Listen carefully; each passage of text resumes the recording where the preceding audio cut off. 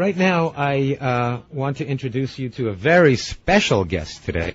Joel Fuhrman, MD, is the author of Eat to Live and Fasting and Eating for Health, a medical doctor's program for conquering disease.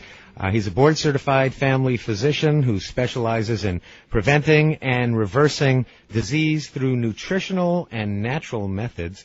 He's a graduate of the University of Pennsylvania School of Medicine, and he also teaches medical students, graduate students, and other physicians about nutrition. And if anybody needs to learn about nutrition, apparently it's physicians. Dr. Fuhrman has spoken at conferences and on college campi, TV shows like Good Morning America Today, America's Talking, TV Food Network, CNN, and the Discovery Channel. He's a member of the board of directors of the National Health Association, the advisory panel for the Physicians Committee for Responsible Medicine. And if we keep on going with the resume, we'll never get to the subject matter, which is so important. But I want to welcome you today to Go Vegan with Bob Linden, Dr. Joel Fuhrman. It's great to have you here.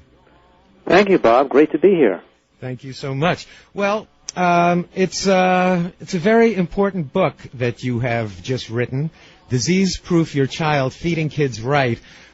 We don't generally concentrate on the nutrition of children and how it may affect them in their adult lives. And on this program, I'm constantly seeing studies and reports that there's an obesity epidemic among children. There's heart disease being found at a young age in children. So I think you might have the solution here, Dr. Fuhrman. Well, thanks, Bob. This subject, as I feel, is extremely important because what's happening to our kids today is going to forebode some very horrible things in the potential future of our country. The World Health Organization is predicting a doubling of the cancer rate in the next 20 years.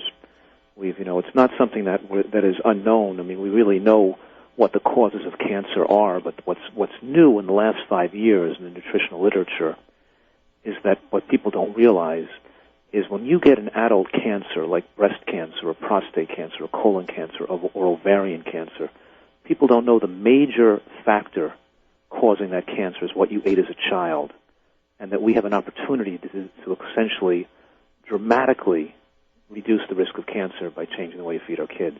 You see, when your child is growing and developing, that's when the cells are multiplying. The DNA is exposed to the potential damaging effects of a poor diet. And we're feeding our kids today a diet where they get 90% of calories from cheese, other dairy products, sugar, flour, and oil. Kids eat less than 4%. Half the population eats 4% of calories from fruits and vegetables and beans and those healthy plant foods. And the other half of kids eat no fruits and vegetables at all. They eat French fries as their only vegetable. And we found out, these are studies published in British Medical Journal and National Journal of the National Cancer Institute, and the studies coming out showing that, for example, that if you're taller as a kid and you mature quicker and you outstrip your parents' growth because you eat more animal products, for example, more high protein, more cheese and such, then it will double your risk of colon. The group that was followed, they followed over 1 million women for 25 years. Can you imagine following 1 million women for 25 years? I've been doing that. If they were taller and bigger and as children, they had double the risk of ovarian cancer. It didn't fit when you follow their weight or height or size as an adult. It's how fast they grew as a child. In other words, the foods that fuel rapid growth as a child essentially really promote and evolve this cancer epidemic we're seeing.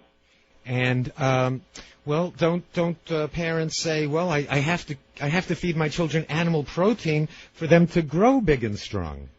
That's the thing. I mean, we've been fed this by the media and by of course, most of the message we get in America today is fed to us by the food industry, the drug industry, and the people who want to sell us something.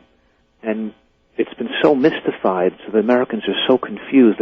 These myths have been thrown at them for so long that they think they're true. It's part of the belief system. Milk is good for you. You have to drink milk. You have to get your calcium. You have to get your protein. And it's fueled a cancer epidemic beyond unprecedented proportions, where we actually have cancer is now outstripping heart disease as the leading cause of death in America for people under the age of 85. And it's very, we have to do something about it. My point, this book, my point in Disease Proof Your Child, and my message is that we have information from the scientific literature that's such a blessing that we don't have to get not only have to get heart attacks, strokes, and dementia as we get older, but we really have some major artillery here to fight the war on cancer. And that artillery is found in our kitchen. You can't buy health by going to doctors and taking more drugs. We know what the causes of cancer are, and we know that it's a phytochemical deficiency disease. And you can't prevent it just by taking vitamin pills. You actually have to eat a large volume of unrefined plant foods.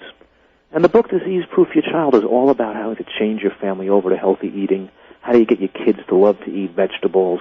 How do you deal with a picky eater? What's the best way to feed a kid? How do you make the gourmet, knock your socks off recipes that kids are going to love?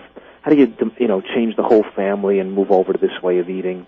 And it gives you the practical points. The first half of the book gives you the science about really essentially that you don't have to get cancer, and your kid doesn't have to get multiple sclerosis and scleroderma and psoriasis and lupus, and you don't have to get chronic ear infections. You can get your kid well from these chronic diseases, and you can protect their future. And then the second half of the book really tells you how to make it fun, applicable, and possible to enjoy eating healthy.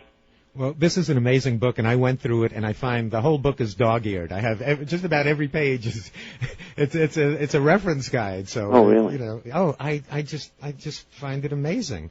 I'm glad you liked it. I think that every parent should have it. I see the testimonials on it. I see major medical professionals who say, every doctor should have this. Every parent should have this, because we don't have this information. You're right. We're victims of propaganda. So we see our kids. They have a cheeseburger, French fries, and a Coke. And what do we expect their health to be? Well, what are some of the worst foods that our kids are eating today? And then maybe we can figure out what some of the best ones are. Okay, because it's really it's funny because you walk out of and you see what kids are eating, and you say to yourself, "Wow, is that parent trying to make their kid get cancer?" I make it as a joke, where you're trying to get your kids to have cancer, but they make these special foods in the restaurants, the kids menus that are just the most cancer-causing foods you could possibly feed your kid. That's what we call the kids menus. You know what I mean? Yeah, it's utterly amazing. Well, here are the most cancer-causing foods: butter and cheese. They're mostly full of saturated fat, and saturated fat is a delivery system for fat-delivered chemical pollutants, but it also, in itself, they're one of those powerful links with cancer. A couple of ounces of white meat, chicken or turkey, doesn't have 1/10 of saturated fat as the same size piece of cheese. And our kids are putting on cheese at every meal. Potato chips and French fries. Kids live on that stuff. They go to a kids menu, they're eating potato chips and French fries. Those are fried in trans fat, and they're very high levels of acrylamides, which are potent carcinogenic agents. These are powerful cancer-causing foods, and then French fried and potato chip consumption is linked very powerfully to breast cancer. Eat them as kids, of course, to cancers later on in life. Donuts and trans fat contain Oreo cookies and other kinds of pastries that are cooked with trans fats, and sausages, hot dogs, and luncheon meats contain these nitroso compounds that are potent carcinogens. And so that's the cancer diet, and most kids are on it. It sounds like to me. It's the cancer diet, and American kids are on it. And by the age of 3, you have a whole about 30% of kids are already addicted to soft drinks with caffeine and corn syrup in them. And then a couple hours later, they're woozy and lightheaded, and they got another rush. They got to have another caffeine hit. This is 4 little 5 and 4-year-old kids, and the parents wonder when they get diabetes or get colon cancer. They wonder, well, how did it happen? Must have been genetic. We're living in the dark ages of health. It's just incredible. Well, it's genetic. It's what the parents eat. So that's what the genetics are. The parents are eating that way, and the kids are, right? Absolutely. That's true. It's funny that they did this recent study where they followed 60,000 people in China. This is medical literature the last couple of months, and they found that those who had a high intake of green vegetables literally had almost no colon cancer, and those who didn't eat cruciferous green vegetables had the colon cancer. And it has a gene-diet interaction, and showed that the high nutrients from the vegetables prevented from the genes that are linked to colon cancer from being able to express themselves. In other words, the genetic findings they found with that GS2 gene, it didn't matter when the diet was high in greens. You follow me? Mm-hmm. So what are some of the best foods for kids to be eating? Well, that's the